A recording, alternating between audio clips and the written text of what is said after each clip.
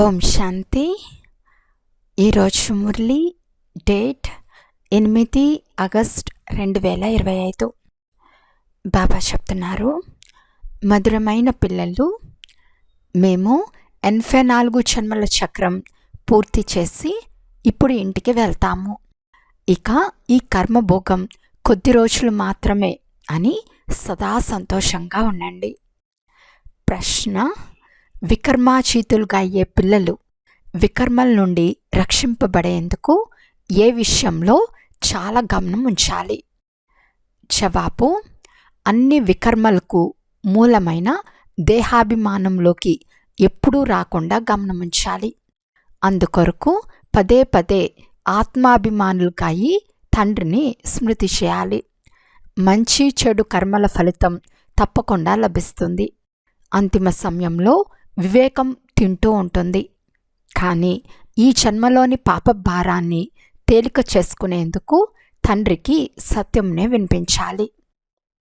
ఓం శాంతి. స్మృతిలో ఉండటమే అత్యంత గొప్ప గమ్యం. చాలామందికి కేవలం వినేందుకు మాత్రమే ఆసక్తి ఉంటుంది. జ్ఞానాన్ని అర్థం చేసుకోవటం చాలా సులభం. 84 జన్మల చక్రంను అర్థం చేసుకుని స్వదర్శన చక్రధారులుగా అవ్వాలి. అంతే, ఇక ఎక్కువగా ఏమీ లేదు. స్వదర్శన చక్రధారులు మనమే అని పిల్లలైన మీరు అర్థం చేసుకున్నారు. శ్రీకృష్ణునికి చూపించినట్లు స్వదర్శన చక్రంతో ఎవరి తలను నరకరు. లక్ష్మీనారాయణ అనగా విష్ణు యొక్క 2 రూపాలు. వారికి స్వదర్శన చక్రం ఏమైనా ఉందా? మరి కృష్ణునికి చక్రం ఎందుకు చూపించారు? ఒక మ్యాగజైన్లో ఇటువంటి చిత్రాలను అనేకం చూపిస్తారు. తండ్రి వచ్చి మీకు రాజయోగం నేర్పిస్తున్నారే కానీ చక్రం ద్వారా అసురులను చంపుటకు కాదు. ఎవరికి అసురీ స్వభావం ఉంటుందో వారిని అసురులు అని అంటారు. పోతే వారు కూడా మనుషులే కదా. స్వదర్శన చక్రం ద్వారా అందరినీ చంపరు లేక సమాప్తం చేయరు. భక్తి మార్గంలో రకరకాల చిత్రాలను తయారు చేశారు. రెండిటికి రాత్రికి పగలుకు ఉన్నంత తేడా ఉంది. పిల్లలైన మీరు ఈ సృష్టి చక్రాన్ని పూర్తి డ్రామాను అర్థం చేసుకోవాలి. ఎందుకంటే మీరందరూ పాత్రధారులు. అక్కడ హద్దులోని పాత్రధారులకు ఆ డ్రామా గురించి తెలుసు. ఇది అనంతమైన డ్రామా. దీని విస్తారం గురించి అర్థమవుతూ ఆ 2 గంటలు నాటకం విస్తారంగా పాత్రను అర్థం చేసుకుంటారు. ఇక్కడ 84 జన్మల గురించి తెలుసుకోవాలి. తండ్రి చెప్తున్నారు, నేను బ్రహ్మరథంలో ప్రవేశిస్తాను. బ్రహ్మకు కూడా 84 జన్మల కథ ఉండాలి. మనుషుల బుద్ధికి ఈ విషయాలు తోచవు. 84 లక్షల జన్మల లేక 84 జన్మల అనేది కూడా తెలియదు. తండ్రి చెప్తున్నారు, మీ 84 జన్మల కథ వినిపిస్తాను. 84 లక్షల జన్మలైతే తెలియచేసేందుకే ఎన్ని సంవత్సరాలు పడుతుంది? ఈ 84 జన్మల కథను మీరు 1 సెకండ్లో అర్థం చేసుకుంటారు. మేము 84 జన్మల చక్రాన్ని ఎలా తిరిగాము? 84 లక్షల జన్మలైతే 1 సెకండ్లో అర్థం చేసుకోలేరు. 84 లక్షల జన్మలు లేనే లేవు. మా 84 జన్మల చక్రం పూర్తి అయిందని పిల్లలైన మీకు కూడా తెలుసు. ఇప్పుడు మేము ఇంటికి తిరిగి వెళ్తాము అని సంతోషం ఉండాలి. ఈ కర్మభోగం ఇక కొద్ది రోజులు మాత్రమే. వికర్మలు భస్మయ్యి కర్మాతీత అవస్థను పొందేందుకు తండ్రి ఈ ఉపాయాలు తెలియచేస్తున్నారు. ఈ జన్మలో ఏవైతే వికర్మలు చేసి ఉన్నారో వాటిని రాసి ఇవ్వండి, అప్పుడు తేలికవుతారు అని తండ్రి అర్థం చేయిస్తున్నారు. జన్మ జన్మాంతరాల వికర్మలను ఎవ్వరూ రాయలేరు. వికర్మలు జరుగుతూనే వచ్చాయి. రావణ రాజ్యం ప్రారంభమైనప్పటి నుండి కర్మలు వికర్మలుగా అవుతాయి. సత్యుగంలో కర్మలు అకర్మలుగా ఉంటాయి. భగవాను వాచ, మీకు కర్మ అకర్మ వికర్మల గతిని అర్థం చేయిస్తున్నాను. లక్ష్మీనారాయణల రాజ్యం నుండి వికర్మాచీత్ శకం ఆరంభమవుతుంది. మెట్ల చిత్రంలో చాలా స్పష్టంగా ఉంది. శాస్త్రాల్లో ఈ విషయాలు లేవు. మేము సూర్యవంశీ చంద్రవంశీలము అనే రహస్యాన్ని పిల్లలైన మీరు అర్థం చేసుకున్నారు. విరాట రూప చిత్రాలను కూడా చాలా తయారు చేస్తారు. కానీ అర్థం ఏమాత్రమూ తెలియదు. దీనిని గురించి తండ్రి తప్ప వేరెవ్వరూ అర్థం చేయించలేరు. ఈ బ్రహ్మకు నేర్పించిన పెద్దవారు కూడా ఎవరో ఉంటారు కదా. ఒకవేళ ఎవరైనా గురువు నేర్పించి ఉంటే ఆ గురువుకు ఒక శిష్యుడు మాత్రమే ఉండడు కదా.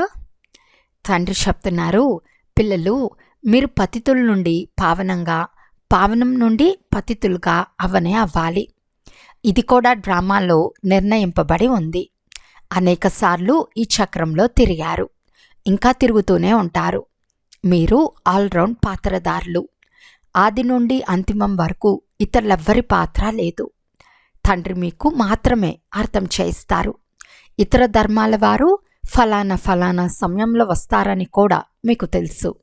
మీది ఆల్రౌండ్ పాత్ర. క్రైస్తవులు సత్యుగంలో ఉన్నారని అనరు. వారు ద్వాపర యుగం మధ్యలో వస్తారు. ఈ జ్ఞానం పిల్లలైన మీ బుద్ధిలో మాత్రమే ఉంది. ఇతరులకు కూడా అర్థం చేయించగలరు. ఇతరులెవ్వరికీ సృష్టి ఆది మధ్యాంతాల గురించి తెలియదు. రచయితను గురించి తెలియకుంటే రచనను గురించి ఎలా తెలుస్తుంది? సత్యమైన విషయాలను కరపత్రాల్లో ముద్రించి విమానం నుండి అన్ని చోట్ల వేయాలని తండ్రి తెలిపిస్తున్నారు. అటువంటి పాయింట్లు లేక టాపికుల గురించి రాయాలి. సేవ లేదని పిల్లలు అంటారు. ఈ సేవ చాలా ఉందని తండ్రి చెప్తారు. ఇక్కడ ఏకాంతంలో కూర్చుని ఈ పని చేయండి. పెద్ద పెద్ద సంస్థలు, గీతా పాఠశాలలు ఏవైతే ఉన్నాయో వాటిని మేల్కొల్పాలి. అందరికీ సందేశం ఇవ్వాలి. ఇది పురుషోత్తమ సంగం యుగం. వివేకవంతులైన వారు ఈ సంగం యుగంలోనే నూతన ప్రపంచ స్థాపన, పాత ప్రపంచ వినాశనం తప్పకుండా జరుగుతుందని వెంటనే అర్థం చేసుకుంటారు. సత్యుగంలో పురుషోత్తమ మనుషులుంటారు. ఇక్కడ అసురీ స్వభావం గల పతిత మనుషులుంటారు. కుంభమేళా మొదలైన వాటికి చాలామంది స్నానాలు చేసేందుకు వెళ్తారు. ఎందుకు వెళ్తారు? పావనం అవ్వాలని అక్కడికి వెళ్తారు. మనుషులు స్నానం చేసేందుకు ఎక్కడెక్కడికి వెళ్తారో మీరు అక్కడికి వెళ్ళి సేవ చేయండి. ఈ నీరు పతిత పావని కాదని మనుషులకు అర్థం చేయించాలి. మీ వద్ద చిత్రాలు కూడా ఉన్నాయి. గీతా పాఠశాలకు వెళ్ళి కరపత్రాలు పంచాలి. పిల్లలు సేవ కావాలని అడుగుతారు. గీతా భగవంతుడు పరంపితా శివుడని, శ్రీకృష్ణుడు కాదని రాయండి. తర్వాత వారి జీవితంలోని గొప్పతనాన్ని గురించి రాయండి. శివబాబా జీవిత చరిత్రను గురించి రాయండి. అప్పుడు వారంతటకు వారే నిర్ణయించుకుంటారు పతిత పావనులు ఎవరు అను విషయంపై పాయింట్లు రాయాలి. శివశంకరుల వ్యత్యాసం కూడా చూపించాలి. శివుడు వేరే, శంకరుడు వేరే అని అర్థం చేయించాలి. కల్పము అనగా 5000 సంవత్సరాలని తండ్రి అర్థం చేయించారు. మనుషులు 84 జన్మలు తీసుకుంటారు, 84 లక్షలు కాదు. ఈ ముఖ్యమైన విషయాలను సంక్షిప్తంగా రాయండి. వాటిని విమానం నుండి కూడా క్రిందకి వేయవచ్చు. ఇది చక్రం వలె ఉంది. ఇందులో ఫలానా ఫలానా ధర్మాలు ఫలానా ఫలానా సమయంలో స్థాపనవుతాయని స్పష్టంగా చూపించబడింది. కనుక ఈ సృష్టి చక్ర చిత్రం కూడా ఉండాలి.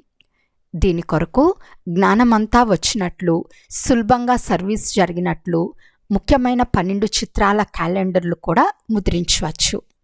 ఈ కరపత్రాలు చాలా అవసరం. ఏ చిత్రాలు అవసరమో, ఏ పాయింట్లు రాయాలో కూర్చుని తయారు చేయండి. మీరు గుప్తంగా ఈ పాత ప్రపంచాన్ని పరివర్తన చేస్తున్నారు. మీరు గుప్త సైనికులు. మీ గురించి ఎవరికీ తెలియదు. బాబా కూడా గుప్తమే, వారి జ్ఞానం కూడా గుప్తమే. ఈ జ్ఞాన శాస్త్రమేది తయారవ్వదు.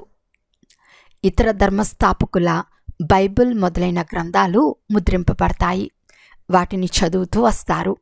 అన్ని మతాల వారి గ్రంథాలు ముద్రింపబడతాయి. ఇప్పుడు ముద్రింపబడవు. ఎందుకంటే ఇప్పుడు శాస్త్రాలు మొదలైనవన్నీ సమాప్తం అవ్వనున్నవి. ఇప్పుడు కేవలం బుద్ధితో స్మృతి చేయాలి. తండ్రి బుద్ధిలో జ్ఞానముంది. వారు శాస్త్రాలేవి చదవరు. వారు జ్ఞానసాగర్లు. జ్ఞానసాగర్లు అంటే అందరి మనసులను తెలిసినవారు అని మనుషులు భావిస్తారు. భగవంతుడు చూస్తారు. కనుకనే కర్మలు ప్రతిఫలం ఇస్తారని కూడా భావిస్తారు. తండ్రి చెప్తున్నారు, ఇదంతా డ్రామాలో నిర్ణయమై ఉంది. డ్రామాలో ఎవరు వికర్మలు చేస్తారో వారికి శిక్షలు పడుతూ ఉంటాయి. మంచి లేక చెడు కర్మల ఫలితం లభిస్తుందని మనుషులు భావిస్తారు. మేము ఫలానా పాపాలు చేశామని గుర్తుకొచ్చి అంతిమ క్షణంలో వివేకం మనసును చాలా తింటుంది. ఎటువంటి కర్మలో అటువంటి జన్మ లభిస్తుంది. మీరిప్పుడు వికర్మాచీతులుగా అవుతున్నారు కనుక అటువంటి ఏ వికర్మ చేయరాదు. దేహాభిమానులు కావటం చాలా పెద్ద వికర్మ. బాబా పదే పదే చెప్తున్నారు, ఆత్మాభిమానులుగా అయి తండ్రిని స్మృతి చేయండి, పవిత్రంగా ఉండే తీరాలి. అన్నిటికంటే పెద్ద పాపం కామఖడ్గంను చలాయించుట. ఈ కామమే ఆది మధ్యాంతాలు దుఃఖంనిస్తుంది.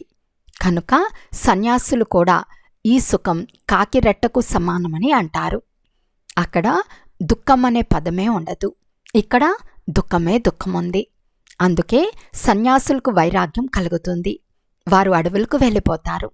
వారిది హద్దు వైరాగ్యం, మీది అనంతమైన వైరాగ్యం. ఇది పాడైపోయిన ప్రపంచం. బాబా మా దుఃఖాలను నిర్మూలించి సుఖం ఇవ్వమని అందరూ అంటారు. తండ్రి దుఃఖహర్త, సుఖకర్త. నూతన ప్రపంచంలో ఈ దేవతల ప్రపంచం ఉండేదని పిల్లలైన మీరు మాత్రమే అర్థం చేసుకుంటారు. అక్కడ ఏ విధమైన దుఃఖమూ ఉండదు. ఎవరైనా శరీరాన్ని వదిలితే స్వర్గస్థులయ్యారని మనుషులు అంటారు. కానీ మేము నరకంలో ఉన్నామని వారు అర్థం చేసుకోరు. మరణించినప్పుడే స్వర్గంలోకి వెళ్తామని భావిస్తారు. కానీ వారు కూడా స్వర్గానికి వెళ్ళారా లేక ఇక్కడ నరకంలోకే వచ్చారా ఏమీ అర్థం కాదు. పిల్లలైన మీరు ముగ్గురు తండ్రుల రహస్యం కూడా అందరికీ అర్థం చేయించవచ్చు. లౌకిక తండ్రి గురించి, పారలౌకిక తండ్రి గురించి అందరికీ తెలుసు. కానీ అలౌకిక తండ్రి అయిన ప్రజాపిత బ్రహ్మ సంగం యుగంలో వస్తాడని ఎవ్వరికీ తెలియదు. బ్రాహ్మణులు కూడా కావాలి కదా. ఆ బ్రాహ్మణులు బ్రహ్మ ముఖవంశావళి వారు కాదు, బ్రహ్మ ఉండేవారని తెలుసు. అందుకే బ్రాహ్మణ దేవతాయ నమః అని అంటారు. బ్రాహ్మణులని ఎవరిని అంటారో ఏ బ్రాహ్మణులో వారికి తెలియదు. మీరు పురుషోత్తమ యుగంలోని బ్రాహ్మణులు, వారు కలియుగంలోని బ్రాహ్మణులు. ఇది పురుషోత్తమ సంగం యుగం. ఈ సమయంలో మీరు మనుషుల నుండి దేవతలుగా అవుతారు. దేవీ దేవతా ధర్మం స్థాపన అవుతూ ఉంది. కనుక పిల్లలు అన్ని పాయింట్లు ధారణ చేసి సేవ చేయాలి. మందిరాలలో పూజలు చేసేందుకు లేక శ్రాద్ధ భోజనం తినేందుకు బ్రాహ్మణులు వస్తారు. వారితో కూడా మీరు ఇష్టాగోష్ఠిగా మాట్లాడవచ్చు. మేము మిమ్మల్ని సత్యమైన బ్రాహ్మణులుగా తయారు చేయగలము. ఇప్పుడు భాద్రపద మాసం వస్తుంది. అందరూ పితృలకు తినిపిస్తారు. ఈ విషయాలు కూడా వారితో యుక్తిగా మాట్లాడాలి. లేకుంటే బ్రహ్మకుమారీల వద్దకు వెళ్ళి అంతా వదిలేశారని అంటారు. వారికి కోపం వచ్చే విధంగా ఏదీ మాట్లాడరాదు. యుక్తిగా మీరు జ్ఞానాన్ని ఇవ్వగలగాలి.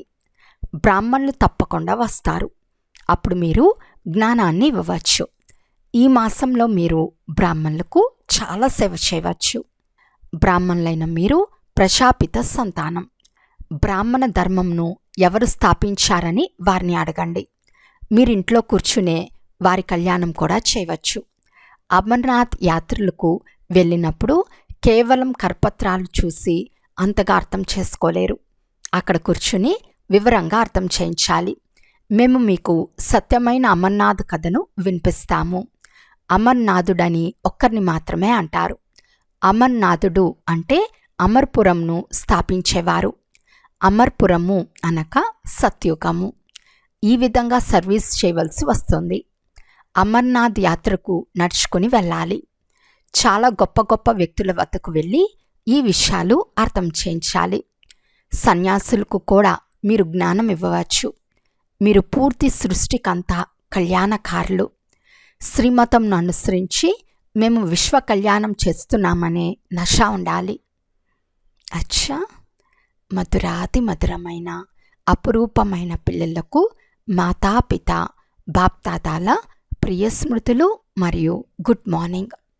ఆత్మిక పిల్లలకు ఆత్మిక తండ్రి నమస్తే. ఆత్మిక తండ్రికి ఆత్మిక పిల్లల యొక్క ప్రియ స్మృతులు మరియు నమస్తే నమస్తే నమస్తే. ధారణ కొరకు ముఖ్య సారము. ఫస్ట్ పాయింట్, ఏకాంత సమయం లేక తీరిక లభించినప్పుడు జ్ఞానంలోని మంచి మంచి పాయింట్లపై విచార సాగర మంథనం చేసి రాయాలి. అందరికీ సందేశాన్ని చేర్పించే లేక సర్వుల కళ్యాణం చేసే యుక్తిని రచించాలి. సెకండ్ పాయింట్, వికర్మల నుండి రక్షింపబడేందుకు ఆత్మాభిమానులుగా అయి తండ్రిని స్మృతి చేయాలి. ఇప్పుడిక ఏ వికర్మ చేరాదు. ఈ జన్మలో చేసిన వికర్మలను బాప్ దాదాకు సత్యముగా వినిపించాలి. వరదానము. స్థిరమైన ప్రాలబ్ధం లేక భవిష్యత్తు గురించి తెలిసి ఉండి కూడా శ్రేష్టమైన కార్యానికి ప్రత్యక్ష రూపంనిచ్చే సదా సమర్థభవ. కొత్త శ్రేష్టమైన విశ్వం తయారవుతుందనే భావి స్థిరంగా ఉన్న సమర్థభవ యొక్క వరదాని పిల్లలు కేవలం కర్మ మరియు ఫలం, పురుషార్థం మరియు ప్రాలబ్ధం, నిమిత్తం మరియు నిర్మాణముల కర్మ ఫిలాసఫీ అనుసారం నిమిత్తంగా ఉండి కార్యం చేస్తారు. ప్రపంచంలోని వారికి నమ్మకం కనిపించదు, కానీ ఈ కార్యం అనేకసార్లు జరిగింది, ఇప్పుడు కూడా జరిగే ఉంది అని మీరంటారు. ఎందుకంటే స్వపరివర్తన యొక్క ప్రత్యక్ష ప్రమాణం ఎదుట ఏ ఇతర ప్రమాణం అవసరమే లేదు. అంతేకాక పరమాత్మ కార్యం సదా సఫలమయ్యే ఉంది. స్లోగన్. తక్కువగా చెప్పాలి, ఎక్కువగా చేయాలి. ఈ శ్రేష్టమైన లక్ష్యం మహాన్గా చేస్తుంది. అవ్యక్త సూచన. సహజ యోగులు కావాలి అంటే పరమాత్మ ప్రేమ యొక్క అనుభవీలుగా అవ్వండి. సేవలో లేక స్వయం యొక్క ఎక్కే కళలో సఫలతకు ముఖ్యమైన ఆధారం ఒక్క తండ్రిపై తెగిపోని ప్రేమ. తండ్రి తప్ప వేరేదేది కనిపించదు. సంకల్పంలో కూడా బాబా, మాటలో కూడా బాబా, కర్మలో కూడా తండ్రి తోడు.